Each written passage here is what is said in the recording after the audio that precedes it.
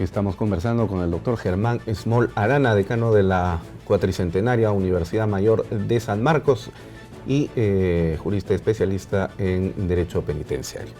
Doctor, ¿qué ocurre con respecto a la jurisdicción de la sentencia? Bien, en cuanto a la jurisdicción de la sentencia, permanece inalterable y es determinado por el país sentenciador. En este caso, por ejemplo, si un extranjero sentenciado en el Perú va a su país, el Estado peruano tiene la vigencia, la custodia respecto a esa condena. El país receptor no puede indultar ni amnistiar. Ahí tenemos, al mismo tiempo se puede designar un funcionario del consulado o pedir los informes semestrales o mensuales respecto de cómo está evolucionando el cumplimiento de la condena. Lo que sí a mí me parece muy importante es que el trasladado extranjero, ¿no?, ya no pide que se le aplique la legislación penitenciaria del país sentenciador, sino si un peruano ha sido sentenciado en Canadá, viene acá, se va a ejecutar la condena conforme a la legislación penitenciaria peruana. Y si un canadiense, por ejemplo, ha sido trasladado a su país de origen, ya no va a aplicarse el Código de Ejecución peruano, sino el Código de Ejecución de Canadá. Entonces aquí entra las conveniencias también para el ejecutado, ¿no es cierto? Claro, entonces el interno tendrá que tener en cuenta si la legislación de su país penitenciaria le favorece o no, por ejemplo, para el traslado. Y otro que por una fecha se preguntó si un interno por un ex delito quería venir acá al Perú. Yo pregunté por qué y para qué, y al final dijimos, puede venir, pero no se acoge a ningún beneficio penitenciario. Y los tratados dicen, si el país receptor acuerda beneficios penitenciarios para el sentenciado por el tipo de delito cometido, él se acoja a esos beneficios en el país receptor. Es lo único que le da, pero respecto a la condena, esta es inmodificable, aun cuando el tipo penal establezca sanciones menores a las que le ha impuesto en el Perú, no puede modificarlo. Pero podría haber algún tipo de, digamos, alteración en cuanto a los conceptos fundamentales que no necesariamente son universales en el campo del derecho penitenciario. Por ejemplo, ¿a cuántos meses equivale un año penitenciario en el Perú? Claro. ¿Y a cuántos equivale en Canadá, por ejemplo? Claro, por ejemplo.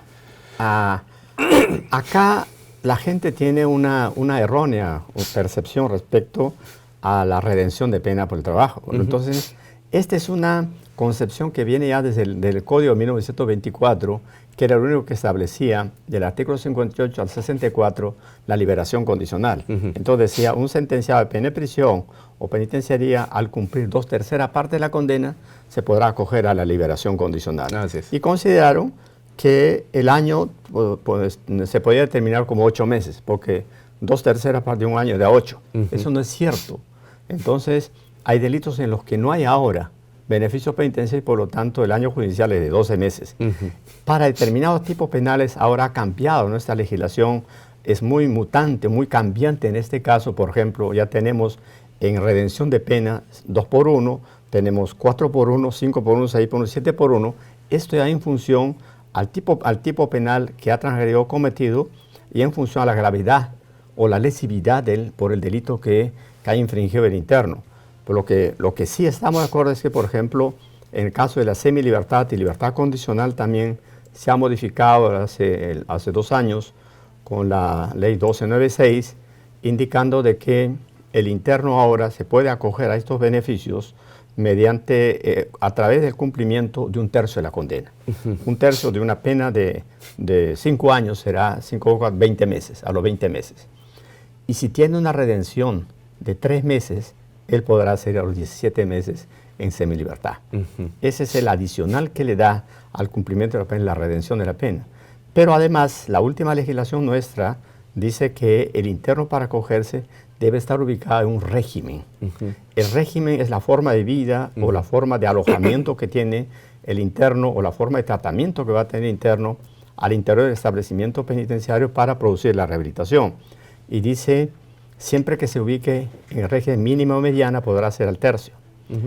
Y se trata de primera condena, pero además dice, debe pagar el íntegro de la reparación civil o por lo menos un 10%, no menos de un 10%. Y establece algunos requisitos más, tener un examen psicológico favorable, un examen de servicio social favorable. Y al mismo tiempo, lo más importante que se podrá determinar es que las acciones rehabilitadoras llevadas a cabo en el campo penitenciario nos indiquen que él no va a ser una persona que dañe nuevamente a la comunidad. Por eso, en los beneficios penitenciarios, el interno tiene derecho a cumplir la condena total, pero el beneficio es un adicional que como un incentivo yo le doy, o sea, la legislación le concede para que él pueda salir antes. Eso lo tiene que ganar. Por eso el cumplimiento de los requisitos no determina la concesión automática del beneficio, como siempre se ha indicado en algunos tratados o algunos escritos que hemos hecho. Y la importancia será en que el interno conozca lo que significa un beneficio y su distinción, por ejemplo, con los mecanismos de gracia, que puede ser indulto o la amnistía, que podemos tratar de repente en otro momento como una diferencia entre ambas cosas que se utilizan a veces en los términos muy fácilmente cuando son conceptos totalmente distintos. Así es. Ahora, ya tenemos en el Perú experiencias de este tipo de ejecución de sentencias en el extranjero, en los dos sentidos, es decir, de internos condenados que siendo extranjeros han ido a sus patrias para cumplir sus sentencias y viceversa, peruanos que han venido acá al Perú para lo mismo. Sí, desde el año 79 a la fecha tenemos más egresos de sentenciados extranjeros a su país de origen, pero también a Lima, por ejemplo, ha venido muy poco, creo que 2 o 3, pero sí en el campo de la frontera tenemos mucho movimiento, como en el caso de Bolivia y Chile, ¿no? Ellos pueden venir directamente a Puno, pueden venir directamente a Tacna. Sí tenemos gente que está en ese sentido, pero debe promoverse posiblemente mucho más. Y esto está también en función, como decíamos al inicio, de la factibilidad que tenga el interno de obtener un beneficio en el país receptor. Porque si usted tiene acceso a la semilibertad en tu país, ¿para qué te vas si puedes salir antes?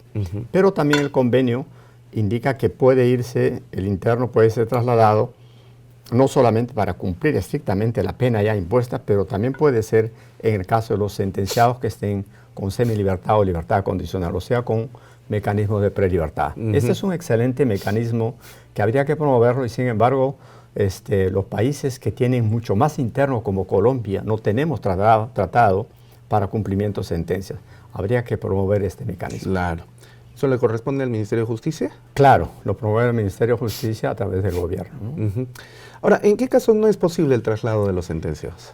Se establecían en los propios convenios, que son aproximadamente 23 convenios, se establecen que no es factible cuando el interno no da su consentimiento, ¿no? Otro es que el delito por el que ha sido cometido, ahora se ha incorporado ese mecanismo de improcedencia en los casos de terrorismo agravado y en el caso de ser cabecillas o jefe de organización criminal en narcotráfico. Al mismo tiempo, pero esto es una adicional que se ha hecho con la ley 27090, pero los tratados desde el año 85 hasta la fecha han establecido no es factible el traslado cuando se trata de delitos políticos militares, cuando es pena de muerte, por ejemplo, nosotros no somos signatarios de pena de muerte, y otro es que el interno debe dar su consentimiento y debe haber, en todo caso, no una igualdad en los elementos del tipo penal, pero sí por lo menos que algunos de los elementos estén contenidos en el tipo penal en cualquiera de estos países. Magnífico. Y finalmente, ¿cómo se ejecuta la pena de un sentenciado? La pena se va a ejecutar conforme a la legislación del país receptor. Entonces, el interno no puede invocar la aplicación de la legislación penitenciaria del país sentenciador, sino en ese caso es lo único que la legislación, la normativa de traslados bilaterales permite que solo para beneficios penitenciarios, si es que el país acuerda, se utilizará la legislación del país receptor, ¿no? Pero en lo demás, en cuanto al cumplimiento de la pena y en cuanto a amnistía o indulto, esa es exclusividad del país sentenciador, para ambos casos. Para ambos casos. Bueno, interesante este tema. No es tan novedoso, pero no por ello ha sido más conocido, más bien por el contrario, es un tema que no es de uso frecuente. Claro, lo que pasa es que no tenemos el ejercicio de poder conocer temas del ámbito penitenciario. Este es un tema que ya se maneja desde el año 85 y sin embargo nosotros estamos promoviendo en el campo de la academia que esto debe ser estudiado, debe ser conocido para que también sea un mecanismo de descongestionar cárceles. Sí, exacto. En el Perú tenemos 1.700 presos extranjeros y esto podría significar que nosotros podamos de repente desligarnos de ellos y hacer una economía frente a esto, pero hay Claro. conforme a los requisitos que establecen los tratados. A veces parece o da la impresión de que el derecho penitenciario es el pariente pobre de la enciclopedia de las ciencias penales. No, lo que dijo Roxin para mí es importante. No hay derecho penal sin procesal y sin ejecución penal. Claro. El derecho de ejecución penal tiene sus propios fundamentos y la importancia radica en que nosotros trabajamos, o sea, el derecho penitenciario trabaja con seres humanos que no se pueden archivar. Sí, sí, no son números. No son números, aunque tenemos un número creciente de población penitenciaria. Que ¿Qué es población importante. penitenciaria Estamos tenemos? sobre 87,000 internos. Y yo considero que Son dos estadios nacionales. a fin de año vamos a llegar con los 69 penales a más de 90,000 internos. Porque el crecimiento, según la estadística del Ministerio de Justicia y el INPE, es de 10%.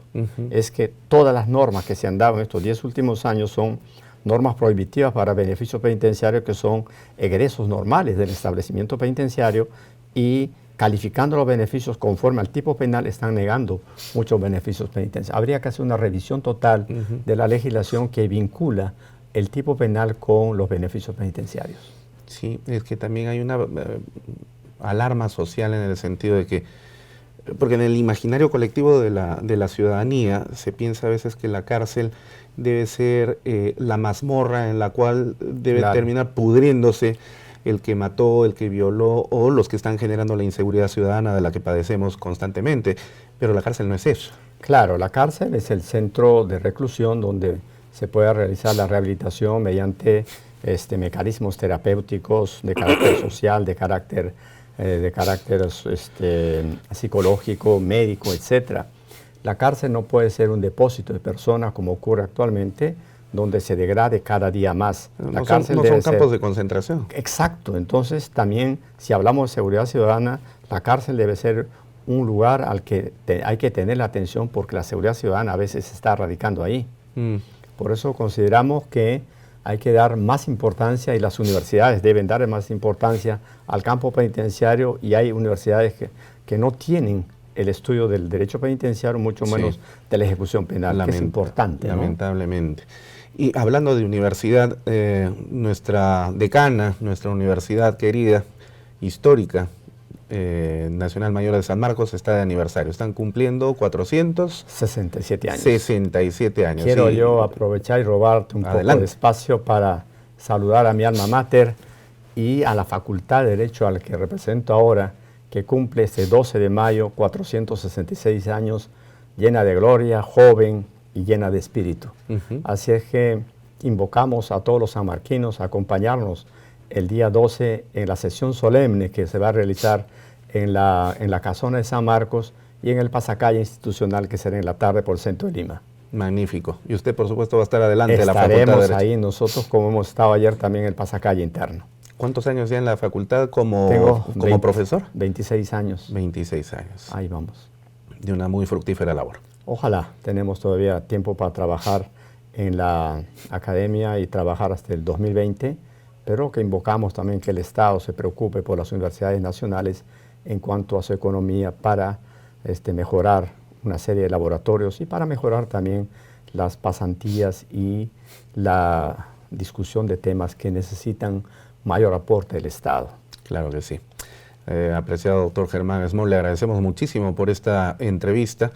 Y bueno, a través suyo y por medio de estas pantallas de televisión, en nombre del presidente del Consejo Directivo de la Academia de la Magistratura, el doctor Gonzalo Chávarri Vallejos, el director general Ernesto Lechuga, el mío propio y de todo el personal de la institución, les transmitimos a la Universidad de San Marcos nuestros más afectuosos saludos por su 467 aniversario y por supuesto esperamos que cumpla 800 años más por delante y todos los que tengan que venir, porque es la gloria del Perú y de América. Muchas gracias por las palabras, y que lo transmitiré a través del rector, y también haré presente el saludo el día viernes, en el día que es de la Facultad también de Derecho, que vamos a adelantar un día para no entorpecer las actividades de la Facultad de la Universidad Central, y saludar también a los directivos de la Academia de la Magistratura y estar en nuestra universidad llana a colaborar, a participar en todos los eventos como este, que signifiquen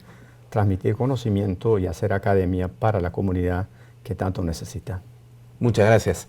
Muchas gracias. Feliz cumpleaños entonces, San Marcos. No se vayan, ya regresamos en Referente Jurídico.